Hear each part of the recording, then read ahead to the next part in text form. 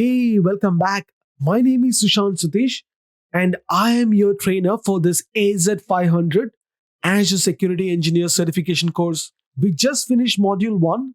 In this video, we're going to do a quick knowledge check on all the things what we have learned on Module 1. So without wasting any more time, let's get into it.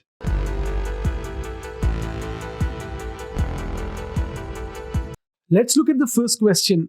Your organization is considering Azure multi-factor authentication and your manager asks about secondary verification methods.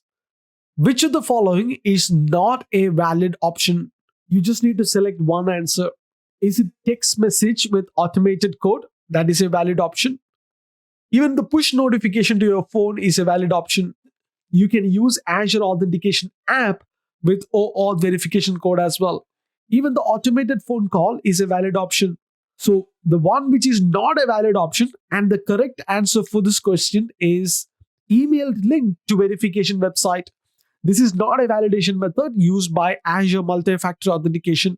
Let's look at question number 2.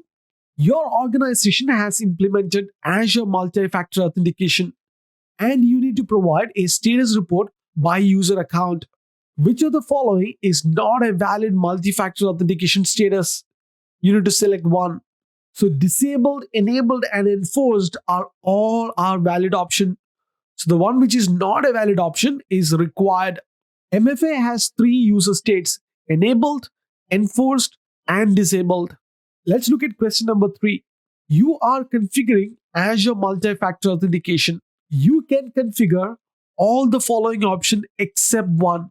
Which one is that? We need to select one answer. So the correct answer is configure IP addresses outside the company internet that should be blocked. Trusted IP is a feature of allowed federated users or IP address range to bypass two-step authentication. The trusted IP's bypass works only from inside of the company intranet. Azure Conditional Access provide additional options if needed.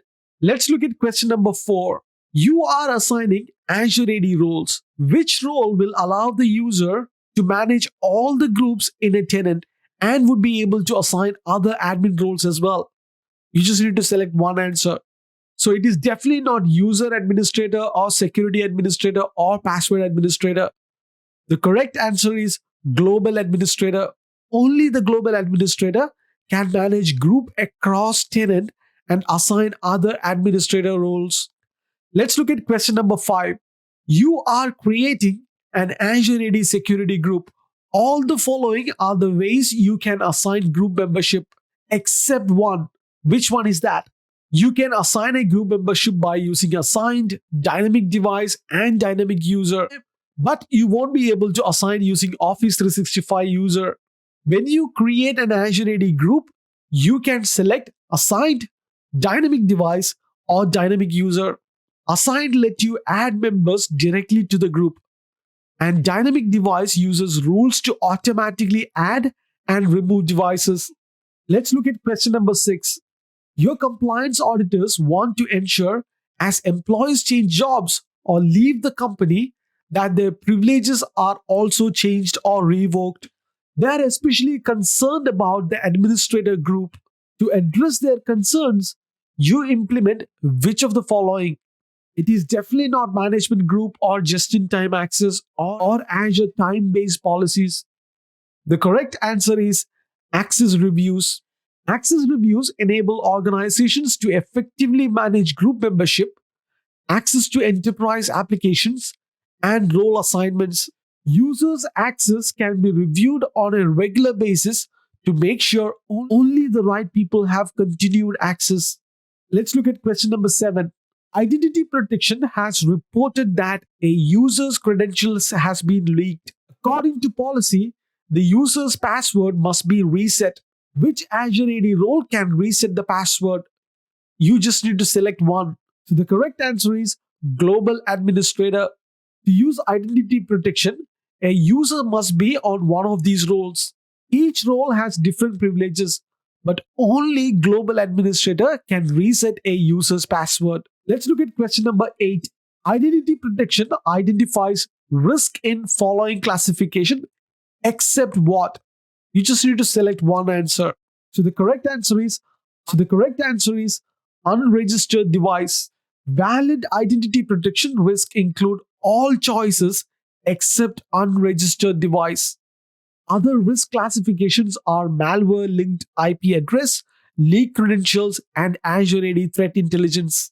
Let's look at the next question. You have implemented identity protection and are reviewing the risky users report.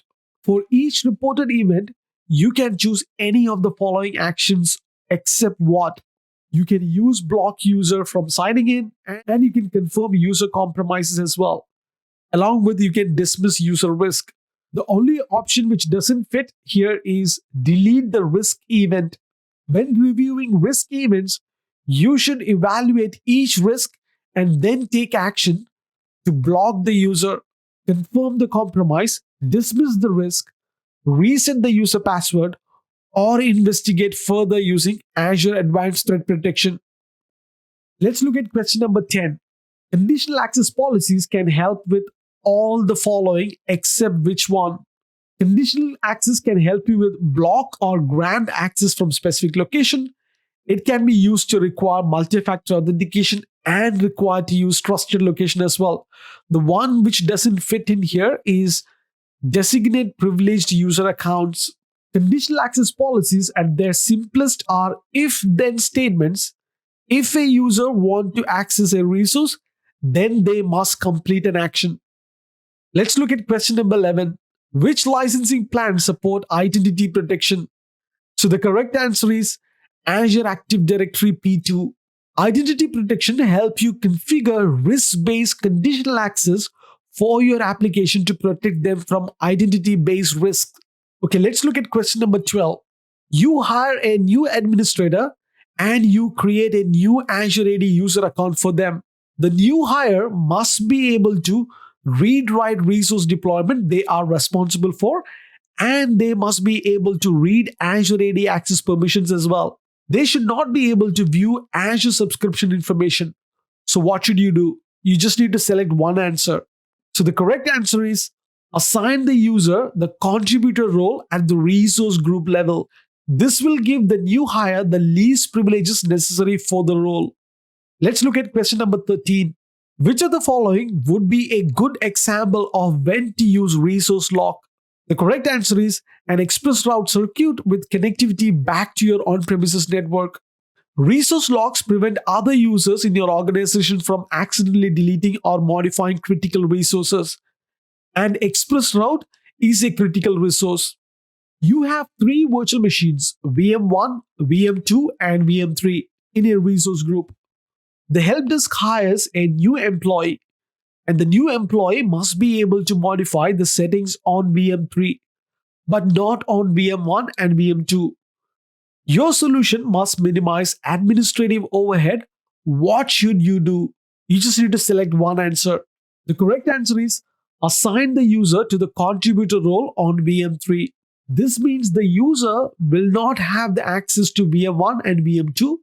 By assigning the contributor role to the current resource group is incorrect, as it would allow the new hire to change the settings on VM1 and VM2 and therefore would meet the requirements. Let's look at question number 15. You need to target policies and review spend budget across several subscriptions you manage. What should you create for the subscriptions? The correct answer is management group. Management groups can be used to organize and manage subscriptions. Let's look at question number 16. Your manager asks you to explain how Azure user resource groups. You can provide all the following information except what?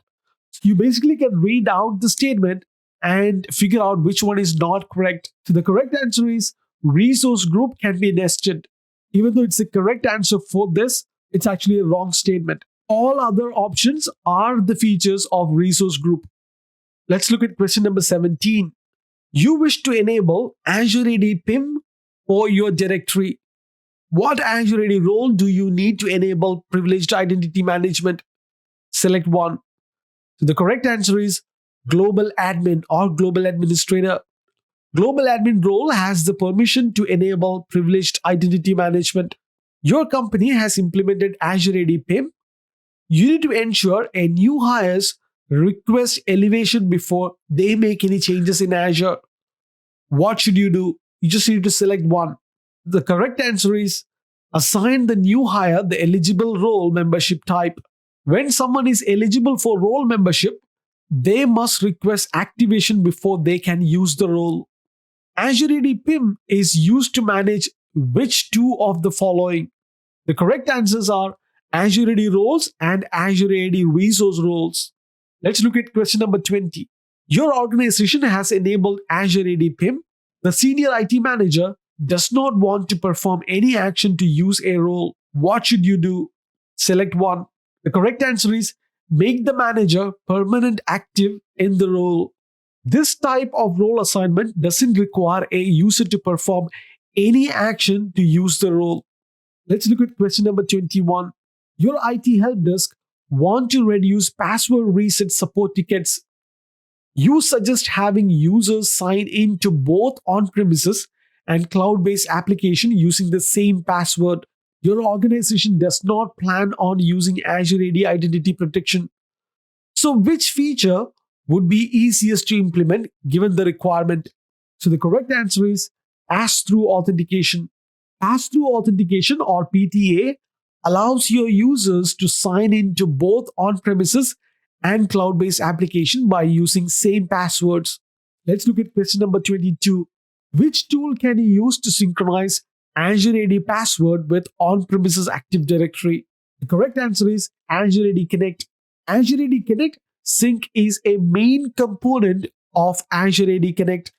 It takes care of all the operations that are related to synchronize identity data between your on-premises environment and Azure AD. Let's look at question number 23. Azure AD does not use which of the following security protocols? The one protocol in the list which is not used by Azure AD is Kerberos, because Azure AD is HTTP or HTTPS based. It does not use Kerberos authentication. Instead, it uses HTTP and HTTPS protocol such as SAML, WS Federation, and OpenID Connect for authentication and OAuth for authorization. Let's look at the last question. Which of the following is not a passwordless authentication option that integrates with Azure Active Directory? You just need to select one answer. The correct answer is multi-factor authentication. MFA is a great way to secure your organization, but users often get frustrated with additional security layer on top of having to remember their passwords. All right, so that concludes module 1. And in the next video, we are starting a brand new module, which is module 2. And the first lesson we are going to learn is all about perimeter security. So I will see you on the next video. Till then, take care.